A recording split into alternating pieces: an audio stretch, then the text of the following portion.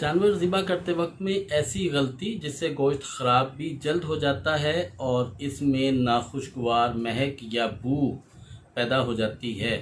اور ذائقہ میں بھی اچھا نہیں رہتا۔ وَنُنَزِّلُ مِنَ الْقُرْآنِ مَا هُوَ شِفَاءٌ۔ الحمدللہ رب العالمین والصلاة والسلام علی رسولہ الکریم۔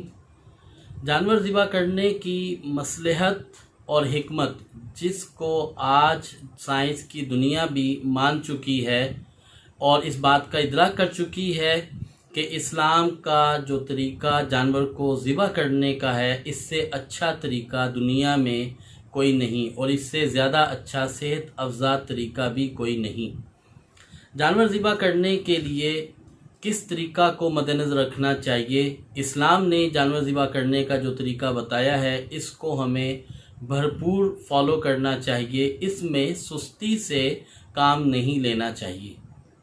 جانور ذبح کرتے وقت میں سب سے پہلی بات جس کا ہمیں خیال رکھنا ہے کہ جانور ذبح کرنے کے لیے جو چھری استعمال کی جائے وہ خوب تیز ہو اور تاکہ جانور کو تکلیف کم سے کم ہو۔ دوسری بات، جانور ذبح کرتے وقت میں جانور کو دوسرے جانوروں کے سامنے ذبح نہ کیا جائے۔ جانور کو ذبح کرنے کے لیے اسے الگ ذبح کیا جائے، اس سے خوف کی کیفیت جانور میں پیدا ہوتی ہے اور یہ خوف کی کیفیت جیسے ہی پیدا ہوتی ہے تو برین سے ایک کیمیکل ہسٹامین یہ خارج ہوتا ہے جس کی وجہ سے خون کی رگیں پھیل جاتی ہیں۔ خون کی رگوں کے پھیلنے سے خون کا دوران کم ہو جاتا ہے اور اس وجہ سے خون کی رفتار سست ہوتی ہے اور خون کی باریک رگوں میں یہ خون رہ جاتا ہے، جسم سے یہ خون صحیح طرح خارج نہیں ہوتا اور یہ خون رگوں میں موجود ہوتا ہے جس کا نتیجہ ذائقے کی تباہی اور گوشت کی خرابی کی صورت میں دیکھنے کو ملتا ہے۔ ایک بات جس کا بہت زیادہ دھیان کرنے کی ضرورت ہے، جس کو ذہن میں رکھنا ضروری ہے، وہ یہ کہ جیسے ہی جانور کو ذبح کیا جائے تو جانور کو ذبح کرنے کے لیے اس کی 3-4 خون کی رگوں کو کاٹا جائے۔ ذبح کرتے وقت میں ہرگز کسائی کو اس بات کی اجازت نہ دی جائے کہ وہ جانور کا حرام مغز کاٹ دے۔ چھری حرام مغز تک نہیں پہنچنی چاہیے۔ اس موقع پر عموماً کسائی دلیل دیتے ہیں کہ جانور اس سے جلدی ٹھنڈا ہو جاتا ہے، جانور کو تکلیف کم ہوتی ہے، اس سے جانور خراب نہیں ہوتا، لیکن اس بات کو بالکل کسی خاطر میں نہ لائیں۔ جانور کو ذبح کرنے کی جو شرائط ہیں اس میں ایک سانس کی نالی، خوراک کی نالی، 2 کیروٹیڈ آرٹریز اور 2 جگلر وینز کا مکمل یا جزوی طور پر ان کا کٹ جانا یہ کافی ہے، اس سے ذبیحہ صحیح ہو جاتا ہے۔ یعنی کہ آپ نے تکبیر پڑھی، بسم اللہ اللہ اکبر کہہ کر جانور کے گلے پر چھری چلائی اور جانور کے گلے پر جب چھری چلائی تو اس سے سانس کی نالی کٹ جائے، خوراک کی نالی کٹ جائے، 2 آرٹریز اس کی کٹ جائیں اور اسی طرح سے 2 جگلر وینز اس کی کٹ جائیں اور خون بہنا شروع ہو جائے تو جانور کا ذبیحہ صحیح ہو گیا۔ اب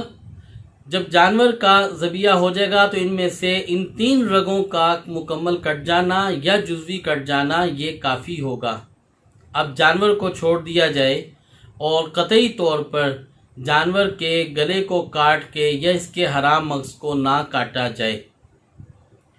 جب حرام مغز کو کاٹ دیا جاتا ہے تو اس سے جانور فوراً ٹھنڈا ہو جاتا ہے اور اس کی حرکت رک جاتی ہے، جانور کا تڑپنا بالکل بند ہو جاتا ہے اور خون کی باریک رگوں میں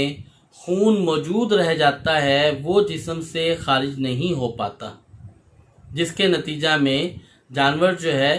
ٹھنڈا تو جلدی ہو جاتا ہے، لیکن گوشت کے اندر خون کی موجودگی یہی تعفن اور گوشت کی کوالٹی کو متاثر کرتی ہے، کیونکہ جب جانور کی یہ رگیں، سانس کی نالی کٹ جاتی ہے، خون کی نالی کٹ جاتی ہے، جب یہ رگیں کٹ جاتی ہیں تو اس کی رگوں کے کٹنے سے ہارٹ کی پمپنگ متاثر نہیں ہوتی، دل حرکت کرتا رہتا ہے اور خون تیزی سے بہتا رہتا ہے، جسم کا تڑپنا، اعضاء کا پھیلاؤ سکڑاؤ یہ حرام مغز کے تابع ہوتا ہے۔ جیسے ہی حرام مغز کٹ جاتا ہے تو حرام مغز کے کٹتے ہی جسم کی حرکات رک جاتی ہیں۔ جہاں تک سوال یہ پیدا ہوتا ہے کہ حرام مغز کے کٹنے سے، حرام مغز جیسے ہی کٹتا ہے، حرام مغز کے کٹنے سے جسم کی حرکت رک جاتی ہے اور تڑپنا بند ہو جاتا ہے، تو لوگ یہ خیال کرتے ہیں کہ جب تڑپنا بند ہو گیا تو اس کی تکلیف بھی ختم ہوگی۔ جانور کی تکلیف اس وقت ہی ختم ہو جاتی ہے جیسے ہی گلے پہ چھری چلتی ہے، پہلے 2 یا 3 سیکنڈ میں جب سانس کی نالی کٹتی ہے، خون کی رگیں کٹتی ہیں، تو اس سے جانور کا دماغ بے حس ہو جاتا ہے اور اس سے تکلیف کا احساس ختم ہونا شروع ہو جاتا ہے۔ اب جانور کا تڑپنا، اس کے پٹھوں کا پھیلاؤ سکڑاؤ یہ ایک غیر ارادی حرکت ہے جو کہ حرام مغز کی وجہ سے ہو رہی ہوتی ہے، اور دل کی دھڑکن یہ بھی حرام مغز کی وجہ سے ہوتی ہے۔ جیسے ہی حرام مغز کو کاٹ دیا جاتا ہے تو اس سے جانور کے پٹھوں کی حرکت بھی رک جاتی ہے اور دل کی دھڑکن بھی بند ہو جاتی ہے، ہارٹ پمپنگ جیسے ہی بند ہوتی ہے تو خون کا بہاؤ بند ہونا شروع ہو جاتا ہے۔ لہٰذا اسلام نے جو یہ طریقہ ہمیں ذبح کرنے کا دیا ہے، اس طریقہ کے مطابق اگر قربانی کے جانور کو آپ ذبح کرتے ہیں اور اس کی آرٹریز، اس کی جگلر وینز، اس کی سانس کی نالی، اس کی خوراک کی نالی کاٹ دیتے ہیں اور جانور کو کچھ دیر کے لیے تڑپنے کے لیے چھوڑ دیتے ہیں اور آپ تکبیر پڑھتے رہتے ہیں، تو اس کے نتیجہ میں آپ جانور، قربانی کے جانور کا جو گوشت نوش فرماتے ہیں، ایسا تازہ اور بہترین گوشت آپ کو پورے سال میں میسر نہیں ہوتا۔ لیکن بہت سے لوگوں سے یہ بات سننے کو ملتی ہے کہ قربانی کے گوشت کا ذائقہ اچھا نہیں ہوتا، اس میں بو ہوتی ہے، وہ جلدی گلتا نہیں ہے، جلدی پکتا نہیں ہے، اس کے اندر سمیل رہ جاتی ہے۔ یہ ساری اس وجہ سے ہوتا ہے کہ جانور کو ذبح کرتے وقت میں اسے جلدی ٹھنڈا کرنے کے چکر میں عموماً کسائی جو ہے وہ جانور کے حرام مغز کو کاٹ کر جانور کو جلدی ٹھنڈا کر دیتے ہیں۔ اور آج کل کا جیسا موسم ہے جو کہ برسات ہے، ساون ہے، اس میں حبس کا موسم زیادہ ہے، آکسیجن کی فریکوینسی فضا کے اندر قدرے کم ہے، اس موسم میں گوشت اور دیگر اشیاء جلدی خراب ہو سکتی ہیں۔ لہٰذا اگر جانور کو ذبح کرتے وقت میں جانور کے صحیح اسلامی طریقہ کو مد نظر رکھا جائے تو ہم اس موسم میں نہ صرف اپنے گوشت کو اچھا اور صاف اور ستھرا حاصل کر سکیں گے، بلکہ صحت افزا گوشت اور تازہ گوشت بھی آپ کے پاس ہوگا، اس کا ذائقہ بھی اچھا ہوگا۔ اللہ رب العزت ہمیں نبی کریم علیہ السلام کی زندگی کے ہر پہلو کو سیکھ کر، سمجھ کر اور اپنی زندگی کا حصہ بنانے کی توفیق عطا فرمائے۔ آج جمعۃ المبارک ہے، پاکستان میں 9 ذی الحج آج ہے۔ آج کی فجر سے تکبیرات تشریق یہ شروع ہو چکی ہیں، ان کا ہر نماز کے بعد مرد اونچی آواز میں، خواتین ہلکی آواز میں اس کا اہتمام کریں اور اس کا معمول بنائیں۔ یہ 13 ذی الحج کی عصر تک ان کا اہتمام رہے گا۔ السلام علیکم ورحمۃ اللہ وبرکاتہ۔